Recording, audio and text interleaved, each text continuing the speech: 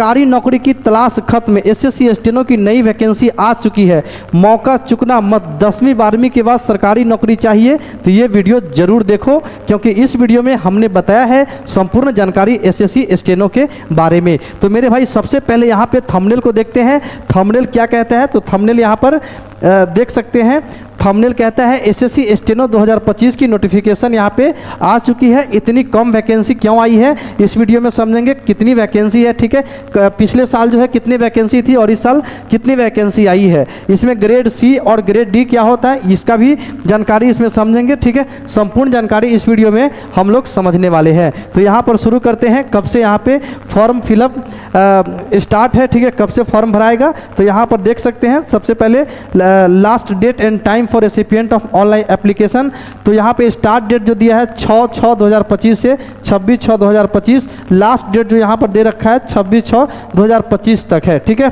Start है 6/6/2025 से।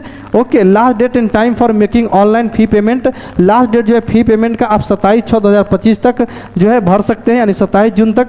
Date of window for application form correction, अगर कोई गलती हो जाती है तो उसके लिए आपको करेक्ट करने के लिए टाइम मिलेगा 1/7/2025 से लेकर के 2/7/2025 तक, यानी 6 दिन का आपको टाइम मिलेगा। Schedule of computer based examination, exam जो होगा 6 अगस्त से लेकर के 11 अगस्त तक इसका पेपर हो जाएगा। ठीक है, और नीचे यहाँ पे टोल फ्री नंबर यहाँ पर दे रखा है, हेल्पलाइन नंबर यहाँ पर दे रखा है। ठीक है, तो ये चीज़ आपको समझ में आ गई होगी कि 6 तारीख से जो है फॉर्म स्टार्ट है फिल होना, और उसके बाद 26/6 तक आप इसका अप्लाई कर सकते हैं। ठीक है, आगे देखते हैं, यहाँ पे आगे समझते हैं। यहाँ पर देखिए वैकेंसी कितनी है इस साल।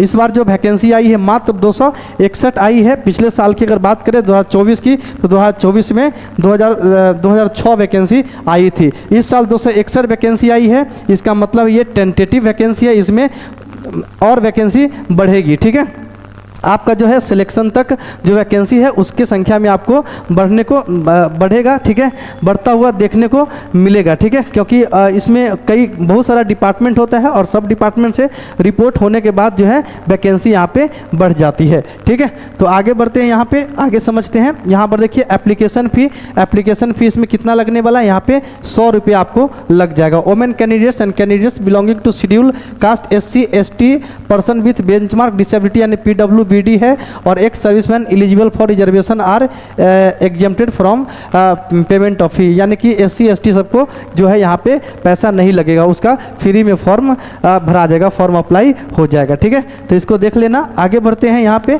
इस समझ में आ गया होगा। अगर OBC है, BC है तो उसको जो है जनरल है तो उसको कितना लगेगा, 100 रुपया फ़ी के रूप में लग जाएगा। ठीक है, सिलेक्शन प्रोसेस क्या है, तो इसमें सिलेक्शन प्रोसेस की बात करें तो सबसे पहला यहाँ पे एग्जाम होगा CBT। ओके, उसके बाद ट्रेड टेस्ट, स्टेनो का ट्रेड टेस्ट होगा। ठीक है, जिसमें कि इसमें ट्रेड टेस्ट में क्या आता है, जैसे कि कोई शब्द बोलते हैं तो उसको शॉर्ट हैंड के थ्रू कैसे लिखते हैं इसका आपको टेस्ट होगा। ठीक है, अगर ग्रुप C है तो 100 वर्ड पर मिनट होता है, और ग्रुप D है, ग्रुप D के पोस्ट के लिए अगर आपने अप्लाई किया है तो उसके लिए 80 वर्ड पर मिनट होता है। ठीक है, इसमें फिजिकल टेस्ट कुछ नहीं होता तो इसको हटा दीजिए। उसके बाद इसमें क्या होगा, आपको मेडिकल होगा। मेडिकल बस सिंपल सा मेडिकल होता है, कलर विजन वगैरह का कोई समस्या इसमें नहीं है। अगर आप चश्मा पहनते हैं तो भी उसमें आप सेलेक्ट हो सकते हैं। ठीक है, आगे है डॉक्यूमेंट वेरिफिकेशन, उसके बाद डॉक्यूमेंट वेरिफिकेशन होगा और उसके बाद फाइनल रिजल्ट आपका बन जाएगा। ठीक है, आगे देखते हैं। यहाँ पर देखिए वैकेंसी इसमें कितनी है, तो पहले ही बता दिया कि कितना है, 261 है। ओके, और क्या लिखा है, however firm number of vacancy will be determined in due course, updated vacancy if any along with the post wise category wise vacancy will be made available on the website of the commissioner. अगर इसमें कोई बढ़ोतरी या घटोतरी होता है तो उसका जो है वेबसाइट पे अपडेट कर दिया जाएगा। ठीक है, यही एक समझाना चाह रहा है। तो इसमें कुल मिला के शॉर्टकट में अगर बात करें तो इसका वैकेंसी टोटल कितना है इस साल, 261 है। ठीक है, समझ में आया होगा। आगे यहाँ समझिए educational qualification, essential educational qualification as on 1 अगस्त 2025 तक जो है आपको कंप्लीट सर्टिफिकेट, चाहे 10th का हो चाहे 12th का हो, सब कुछ आपके हाथ में होना चाहिए। 1 अगस्त 2025 से पहले का होना चाहिए। Candidate must have pass 12th standard और equivalent examination examination for an recognise board और यूनिवर्सिटी एज ऑन और before the cut off date 1/8/2025 से पहले आपको 12th पास होना जरूरी है मेरे भाई, ठीक है, 12th पास होना जरूरी है। आगे देखते हैं, आगे समझते हैं। 12th अगर पास नहीं है तो इस फॉर्म को आप नहीं भर सकते हैं, ठीक है। Age limit and age relaxation, age limit क्या है, एज ऑन 1/8/2025 और एज रिलैक्सेशन कितना का है, ठीक है। तो स्टेनोग्राफर ग्रेड सी के लिए जो है 18 से 30 साल का दिया हुआ है, ओके। और ग्रेड डी के लिए 18 से 27 साल आपका उम्र होना चाहिए। अगर ग्रेड सी के पोस्ट के लिए आपने अप्लाई किया तो आपका एज कितना, 18 से 30, क्योंकि ये थोड़ा सा हाई लेवल का जॉब होता है ग्रेड डी के अकॉर्डिंग। तो यहाँ पे जो एज है 18 से 30 साल मांगा है और ग्रेड डी के लिए 18 से 27 साल मांगा है, ठीक है। समझ में आया होगा। आगे देखते हैं यहाँ पे एज रिलैक्सेशन के बारे में कंप्लीट समझा कि SC ST के लिए कितना एज रिलैक्सेशन मिलेगा, 5 साल। एज रिलैक्सेशन का मतलब है कि मान लो 18 से 27 साल है तो अगर कोई बच्चा SC का है तो उसको 5 साल का छूट मिलेगा, यानी कि 18 से 27 साल न होकर के वो 32 तक का भी होगा तो भी वो फॉर्म फिलअप कर सकता है। इसी प्रकार OBC का उसको 3 साल का रिलैक्सेशन मिलेगा, ठीक है। यहाँ पर देखिए यहाँ पे क्या दिया है, एज दे रखा है, ग्रेड सी का है तो 18 से 30 साल का है, तो वहाँ पे 33 साल तक का भी बच्चा है तो भी वो फॉर्म फिलअप कर सकता है, अप्लाई कर सकता है। और यहाँ पे 18 ग्रेड डी के लिए 27 नहीं 30 तक का भी है तो फॉर्म अप्लाई कर सकता है। यही इस एज रिलैक्सेशन का मतलब होता है, ठीक है। आपको समझ में आया होगा। सबके लिए दिया, PWBD के लिए 10 साल का दिया है, PWBD के लिए 13 साल का दिया है। इसका पूरा नोटिफिकेशन मैं अपने टेलीग्राम चैनल आज़ाद इंस्टीट्यूट कंपटीशन पे डलवा दिया हूँ, वहाँ पर जा करके इसको आप डाउनलोड कर लेना और इसको देख लेना, ठीक है। आगे समझते हैं इसको, बाकी इसका मतलब आपको समझ में आ गया होगा। स्कीम ऑफ एग्जामिनेशन, इसकी एग्जामिनेशन का स्कीम क्या होने वाला है।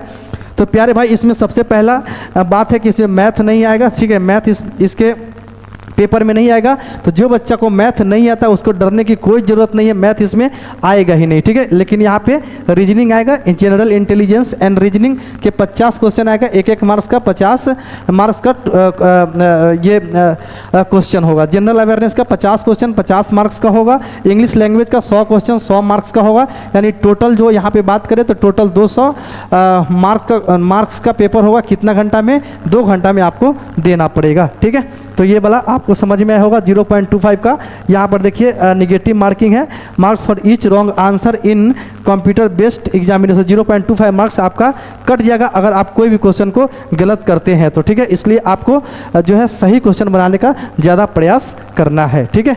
आगे देखते हैं, आगे समझते हैं। यहाँ पर देख सकते हैं कि ये general intelligence and reasoning it to induce question of both verbal and non verbal type. जो आएगा इसमें सारा कुछ जनरल इंटेलिजेंस के बारे में दिया है, जनरल अवेयरनेस के बारे में दिया है। अगर आप SSC CGL MTS वगैरह की तैयारी कर रहे हैं, अगर उसमें आपने रीजनिंग बनाया हो तो वही रीजनिंग इसमें भी आने वाला है, सेम टू सेम, कहीं से दूसरा सवाल नहीं आने वाले हैं, ठीक है। इंग्लिश लैंग्वेज और वही कॉम्प्रीहेंशन वगैरह इसमें जो भी है वो सारा कुछ इसमें दिया है।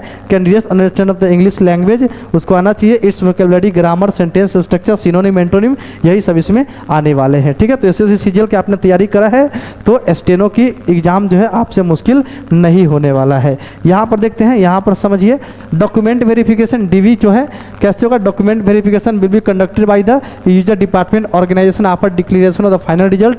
फाइनल रिजल्ट होने के बाद जिस डिपार्टमेंट में आपको जॉब मिलती है उसी में आपका DV हो जाएगा, ठीक है। डॉक्यूमेंट वेरिफिकेशन वही डिपार्टमेंट आपका कर लेगा। SSC staff selection commission results person as per the vacancy reported by the user ministry department organisation. ये जो है ये SSC जो है आपका डॉक्यूमेंट वेरिफिकेशन नहीं करेगा, ये केवल वैकेंसी निकाला है डिपार्टमेंट से और मिनिस्ट्री से रिकॉर्ड लेकर के, ठीक है। The commission has no role in the determination of total vacancy arising in a user ministry department organisation backlogging vacancy, सारा कुछ इसमें दिया है, ठीक है। As per policy of the commission SSC does not maintain the waiting list, reserve list in respect of multi factor examination conducted by it, ठीक है। तो इसमें सारा कुछ दे रखा है, ओके। आगे बढ़ते हैं, यहाँ पे आपको समझ में आ गया होगा।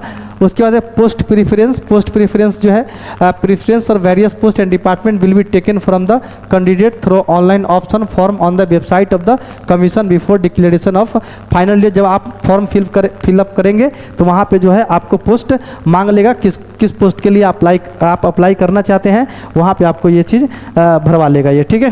Candidate who do not submit there post preference on the website of the commission with in its stipulated time will not be consider for any post in the final result. अगर आप पोस्ट को नहीं choose करते हैं कि किस post के लिए आप अप्लाई कर रहे हैं, ग्रेड सी, ग्रेड डी, ठीक है, उसमें भी बहुत सारा पोस्ट होता है, उसके लिए तब जो है आपको कहीं नहीं माना जाएगा फाइनल रिजल्ट में कि किस पोस्ट के लिए आपने अप्लाई करा है, ठीक है। तो इसलिए आपको पोस्ट को चूज करना जरूरी है। आगे देखते हैं यहाँ पर, तो minimum mode of selection, minimum qualifying marks in computer based examination are as follow. जो है ओबीसी के लिए कितना है 25% है, और यहाँ पे यूआर के लिए 30% है, ऑल अदर कैटेगरीज के लिए 20% है। In the online application form candidate will have to indicate the post for which they are applying. Online जब एप्लीकेशन भरेंगे तो वहाँ पे जो है किसके लिए आप भर रहे हैं, स्टेनोग्राफर ग्रेड सी के लिए भर रहे हैं या ग्रेड डी के लिए भर रहे हैं, ये सारा कुछ आपको उसमें देना होगा। Based on the marks scored in the computer based examination candidate will be shortlisted. Marks के आधार पर जो कैंडिडेट को शॉर्टलिस्टेड किया जाएगा स्किल टेस्ट के लिए, ठीक है। For the post they have applied for, जिस पोस्ट के लिए आपने अप्लाई किया है उसके लिए स्किल टेस्ट के लिए आपको बुलाया जाएगा। Skill test is mandatory but qualifying in nature. Skill test जो है वो क्या है, आपको मैंडेटरी है लेकिन क्वालिफाइंग है, क्वालिफाई करना है, पास करना है केवल। The commission will fix category wise qualifying standard in the skill test for each post, ठीक है। अलग अलग कैटेगरी के लिए अलग अलग आपको जो है क्वालिफाइंग मार्क्स का जो परसेंटेज है वो आपको बताया जाएगा, ठीक है। बाकी आगे बढ़ते हैं। यहाँ पर देखिएगा जो है यहाँ पर जो स्किल टेस्ट इन स्टेनोग्राफी, स्किल टेस्ट जो लेगा वो कैसे लेगा, यहाँ पर देख सकते हैं कि भाई आप स्टेनोग्राफर ग्रेड डी के लिए भरे हैं। अगर आपने इंग्लिश लैंग्वेज चूज़ किया है तो उसमें जो है टाइम ड्यूरेशन आपको 50 मिनट का मिलेगा, ठीक है। टोटल 50 मिनट में the time duration candidate eligible for scribe, और जो अलग है पैरा पर पैरा और 7.1, 7.2, 7.3 एवं जो पैरा के अंदर आता है, यानी कि जो मतलब मान लीजिए लूल नांगर है उसके लिए जो है टाइम अलग दे रखा है, ठीक है।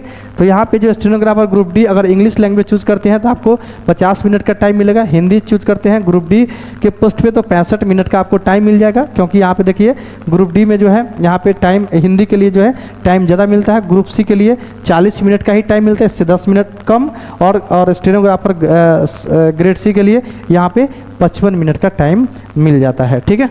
तो ये चीज़ आपको समझ में आया होगा। आगे यहाँ पर समझते हैं। यहाँ देखिएगा प्रोसेस ऑफ सर्टिफिकेशन या format of certificate. Candidate who wish to be consider against reserve vacancy और seek age relaxation must submit requisite certificate from the competent authority in the. अगर आपको कुछ रिजर्वेशन लेना है तो उसका क्या है, उसका सर्टिफिकेट आपको जमा करना पड़ेगा, ठीक है। तो उसका सर्टिफिकेट आपको बना लेना है 1/8/2025 से पहले का वो होना चाहिए, ठीक है। ये चीज़ आपको समझ में आ गया होगा। उसका सर्टिफिकेट आप बना लेना। Crucial date for claim of SC ST OBC PWD B ECM standard of any benefit for concession reservation age relaxation we are not specified. यहाँ पे क्या है, otherwise will be closing date for recipient of online application. Crucial date से पहले जो ये सारा certificate आपको आपके पास होना चाहिए, ठीक है। और यहाँ पे ये जो है क्या बोलते हैं इसको, PWBD EWS सर्टिफिकेट जो होता है, EWS सर्टिफिकेट अगर ये वाला सर्टिफिकेट जो है 1 अप्रैल से बाद का होना चाहिए, ठीक है। ये भी चीज़ इसमें इम्पोर्टेंट है, इसको आप उनको समझ लेना है, ठीक है। तो ये था पूरा कंप्लीट जानकारी SSC स्टेनो के बारे में। कैसी लगी वीडियो कमेंट करके जरूर बताइए। वीडियो अच्छी लगी हो तो वीडियो को लाइक और चैनल को सब्सक्राइब कर लेना, ताकि इसी तरह का नोटिफिकेशन आपको बराबर मिलता रहे, ठीक है। अब कुछ ही दिनों में मतलब जस्ट 1 से 2 दिन के अंदर आने वाला है SSC CGL की नई वैकेंसी, ठीक है। तो उसका भी कंप्लीट जानकारी आपको बताऊँगा। तब तक के लिए बाय।